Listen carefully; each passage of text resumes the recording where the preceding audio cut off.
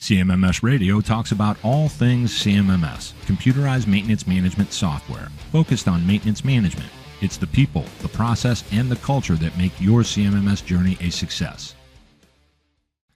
This episode was recorded live at the Streamline Asset Management User Conference in Greenville, South Carolina. You're about to meet Dan Anderson. He is the Director of Business Development at ReliabilityX. Wondering if you could just give just a little snippet of kind of your initiation into this big bad world of maintenance management, of course, reliability, and then we'll just kind of talk about a few other things. Yeah, certainly. So out of college, I was fortunate enough, and you had mentioned John Sterling earlier, and Michael Elliott, and some of the good folks over there at Datastream, when I came right out of school, awarded me my first opportunity as like one of their first associate consultants, rooting around in tool cribs and entering in parts, cleaning up belts and bearings and putting barcodes on them and stuff like that. So that was my first job out of college, and they were a relatively new firm, grew very quickly.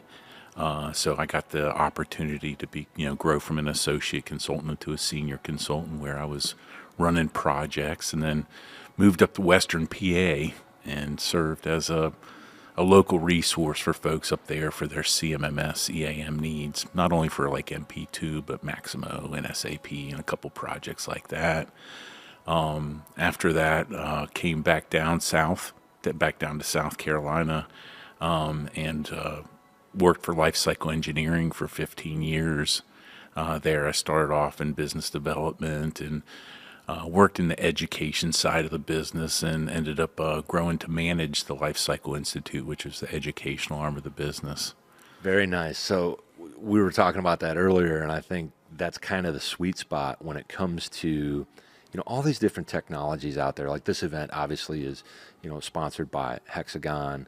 We've also got, these different companies that are here that do that stuff when it comes to the training. But when you were doing that, I think why I'm passionate about it is that clients need regular training, but they also need it from people that actually kind of get it. They've been there, they've done some of that work, they've touched different areas of industry. So what do you think about the concept of when they get it? Like, did you see a lot of light bulb moments when you were doing the training? It was spectacular. I mean, because education's such a wonderful thing when you can enlighten somebody with knowledge. And at the end of the day, and even when I was with Datastream, going around and showing mechanics how to, use a computer.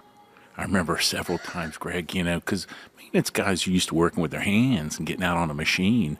And here was this whole revolutionary concept back in the early 90s where, here they were having to log their work into a computer, to log their time and what parts they used, so into a work order and close it out.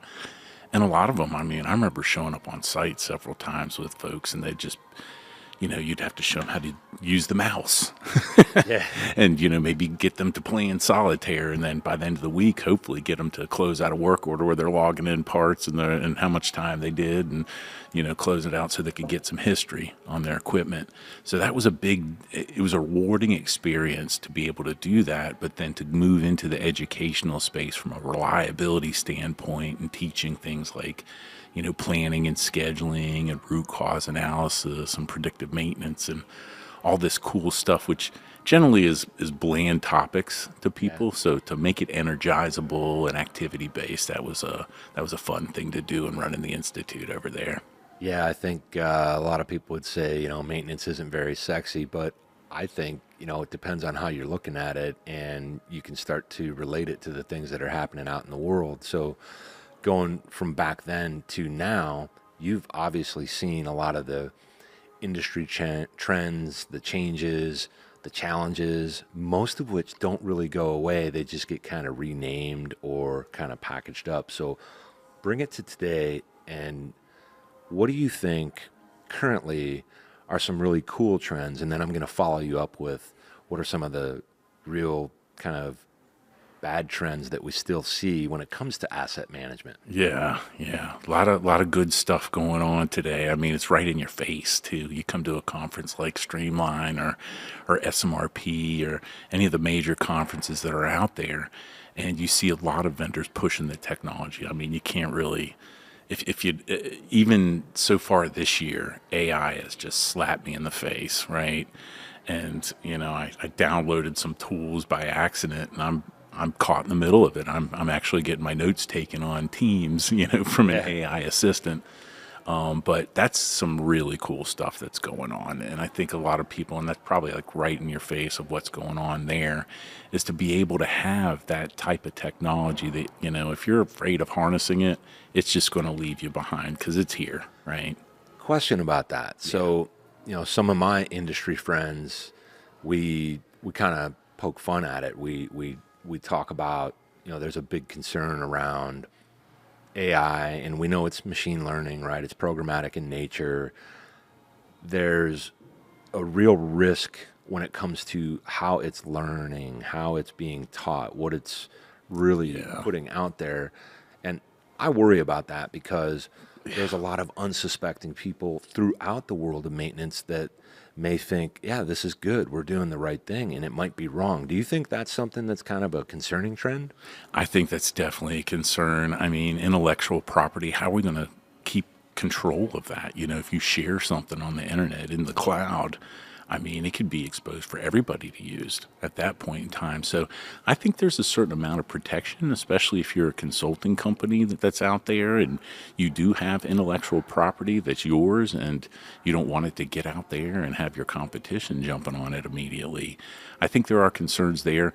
I think there are ways to harness the AI to where it's doing a lot of the quote unquote mindless work, let's just say, right? The stuff that you don't like to do that maybe you need an extra set of hands that's, more of your humdrum stuff that you would do in day to day.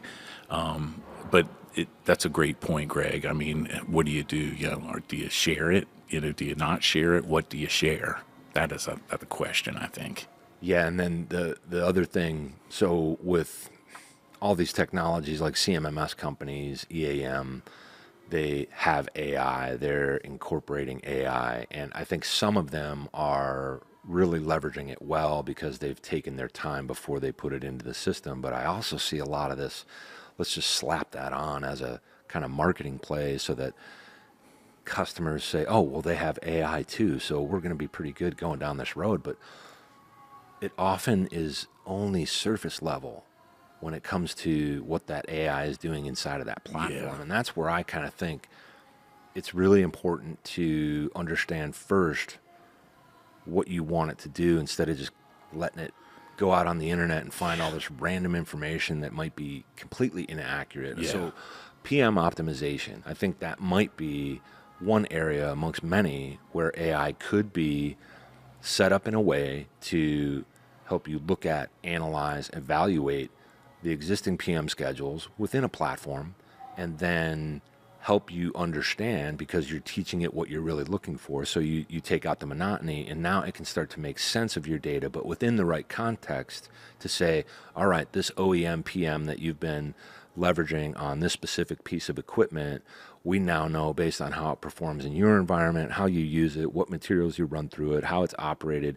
We now know you can adjust this PM schedule and remove a couple of things, add a couple of things. Have you seen anything about that being leveraged so far with this new trend of AI? It's funny you bring that up. One of my roles that I serve in my volunteer work, I serve as the vice chair for SMRP, the Society of Maintenance and Reliability Professionals.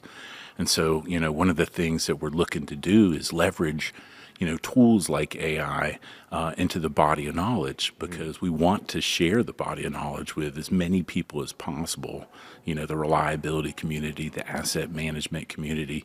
So nowadays, if you go and look up the SMRP body of knowledge on the website, you'll see a PDF file that if you're looking for things like, PM optimization or mean time to failure, mean time to repair, any of the metrics, you have to go to a big PDF file and search for it. So some of the things that we're working on through SMRP is to really bring that body of knowledge into, the modern day. And so we are leveraging, these types of tools, versus the old-fashioned way of doing it, which is, put it in a Word document, put it in a PDF file and share it, or a PowerPoint. Yeah. And so we're leveraging a lot of that stuff for shareable, information, for stuff that you're looking to hold a little bit closer to your chest. But I think something like PM optimization is a perfect kind of tool to leverage that, to where you're going through, like, nobody has time to go through all these OEM manuals, and being able to draw all this information out of these, baby boomers' minds that are still working on the machines. It's a good way to leverage that information and the technology out there, I think.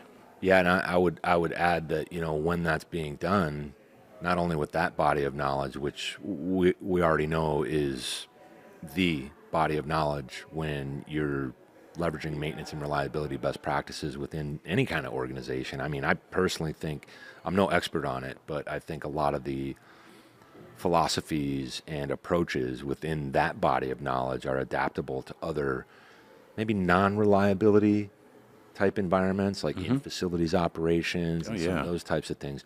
So you mentioned something, we're talking about mean time to repair, mean time between failures. Do you happen to have a favorite metric that you want to get to as quickly as possible when you go into an environment to assess the existing maintenance and reliability? Or maybe it's a maintenance program that doesn't have much reliability. Do you focus on both, or is there one versus the other that you want to get at as quickly as possible? And if so, why? Wow. In my years in reliability, I think that the strongest work stream for me is work management. Coming in and having a good planner scheduler and having them have their tools available. I think one of the key metrics for them is like, PM, if you're looking at, scheduled work, schedule work compliance, PM compliance. If you're coming in and wanting to measure like a true planner on their success, I think it's amount of work orders, amount of PMs that are, taking the place of emergency work, out there. And so it's showing that they're becoming more proactive in the way that they're managing work. And I think, true planner scheduler, it's all about managing the backlog. If they have ready backlog, that's being scheduled, if they're thinking 4 to 6 weeks out in advance versus most folks. And I think most of your listeners probably can attest that if they're really looking at themselves, they're planning work probably from week to week, maybe day to day. Their planners putting out work orders. I know when I was, in that role, managing a maintenance department, that, it was basically distribute those work orders out at the beginning of the week, see how many you can get done, and then report back on it. Wait for them to come flowing back in, and then you're like, wait a minute, these 6 over here were super critical. Why don't I have those back yet? Yeah. And a lot of that comes back to, so like what you're talking about is, you actually want to come in there and you want to see some kind of picture of how are we moving? How are we kind of flowing? And so with planning and scheduling, do you think that should be a single individual, or do you believe in the philosophy that there should be a planner and a scheduler? Or is that environment specific, organizationally specific? That is environmentally specific, right? So if you're caught in a reactive environment, you're going to be working a little bit harder to manage that backlog. If you're in a proactive environment, it becomes a day-to-day culture, that you're working with, that maintenance and operations, that, they're working together in unison, that operations is giving the maintenance department time to go out there and work on their machines. That's so all of this kind of culminates where we're here talking about enterprise asset management, all the different philosophies of maintenance management, and the technology helps with that, gives us visibility to that. We can start to create those dashboards and reports and different data sets that are going to give us an insight as to how that's looking, how that's actually happening, what happened then, what's happening now, and as you say, what's coming up in the future. And those are all, in my mind, not saying I'm right, but those are all basic elements of what we should be doing with our technology. But it's always also going to come back to, and I talk about this all the time, I think we all do, people and process. And I think sometimes organizations are moving too quick through the process. They're trying to get it done quickly. And I also think sometimes from the technological side, companies that have software solutions and sensors for monitoring and all this are coming in essentially pushing their wares without necessarily allowing enough time for it to be done right first because they're beholden. And I know that might be a little bit controversial, but is that one of the more constant challenges that you see out there when you're trying to actually help somebody? Oh, definitely. Addressing the people side of change is the most important, I think, aspect of it. Having people understand the best practices associated it, because to go back to AI and all the modern tools that are out there, all you're doing is automating this data. So if you got bad data, you're just automating it and getting more and more bad data. So, data is the new gold, right? Of today. I'm sure you've heard that plenty of times from some of the folks that are on your podcast, is that, it's really a tool that needs to be harnessed. But, if you just start quickly, just like if I go back to the fundamentals of my CMMS background, I'd show up on site sometimes with a client and they'd be like, my boss says I'll need a work order system. I need a PM system immediately. I need to have it within the next month. And you'd be like, well, let's start by loading in your equipment correctly, loading in your inventory correctly, loading in your labor correctly with good, labor rates. Yeah. And let's just start from there. And then you can start using work orders. So I tend to agree with that, depending, of course, on which organization it is, what's going on at that site, or maybe they have a number of sites. We're looking for the similarities, but I've always been a fan of a just start kind of philosophy, but with some contingencies. So if somebody doesn't have the ability to answer, how many pieces of equipment do you have? Where are they? Yeah. And I'm not even talking about criticality or asset hierarchies. I'm like, No, do you know what you have, where it is, what's been done to it, what hasn't been done to it, how often it's breaking, failing, right? When did you replace it? We want to start there because, of course you have to have your location, but now we need to know what are the things there that we're using to make the things that we put out there or to do the things that we do. So I kind of like that. And then I always hear about these projects that have 1 to 2 year ramp time. And I just wonder if that's kind of a mistake. They're just leaving some kind of early wins on the table if they do the basics first. And that, again, has to be built on the basic fundamentals, fundamental excellence of maintenance. So people that work well together and process that actually works absent the technology, but then you bring it in and just kind of start. It starts to become a mess for the clients out there. They don't know what to do, even with what I just said. Like, well, do I do this or do I do that?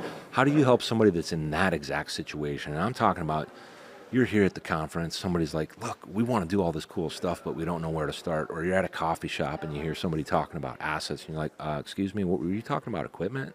Yeah. What would you do when they're like, I'm hearing all these messages, I don't know where to start? What advice or guidance would you offer to someone in that exact situation? I like to keep it simple, stupid, right? I like the whole fundamentals, like even going back to baseball, the baseball analogy, you can't play baseball until you learn how to throw and learn how to hit the ball and run the bases and catch the ball. Yeah.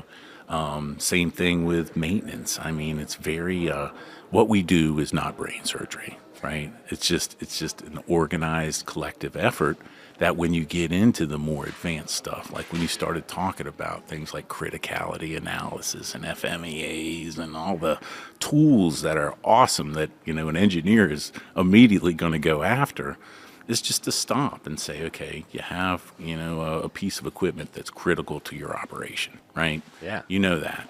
Without a criticality analysis, I know that if I lose this boiler, it's going to shut or this air compressor, it's going to shut down my whole operation. Well, that's a critical asset, right? So maybe start off with, defining what is critical to your operation, and then building a structure around that. And that all involves all of these advanced, tools like, if you get into planning and scheduling and the whole predictive maintenance side, that's all of those, you can find tools that are right in your face, but the hard stuff is really the soft stuff, and that's getting people to not have to come in on weekends and getting people not having their phones blowing up while they're at their son's t-ball game or something like that, right? Yeah. You know, just making sure that it's good for them, and that just, and they recognize that. As a leader in an organization, you recognize that, or you get recognized for that by making the environment and the culture better for, you know, the folks that work for you. This is good stuff, and first, I want to thank you for sitting down with me while we're already getting the conference started here at Streamline, and we're going to do a couple more of these while you're here, and I'm sure we'll do more in the future. Dan Anderson, thank you for being on CMMS Radio from Streamline. My pleasure, Greg. It's a pleasure to meet you. You too. You too. Did you find this episode helpful? Please send us some feedback, suggest a topic, or ask a question. Reach out to CMMS Radio if you need a co-pilot on your CMMS project. Visit CMMSradio.com and use the What's on Your Mind link. Thank you for tuning in to CMMS Radio, your resource for all things CMMS, from selection to implementation, to help you make better choices, learn from industry experts, and have a successful CMMS journey.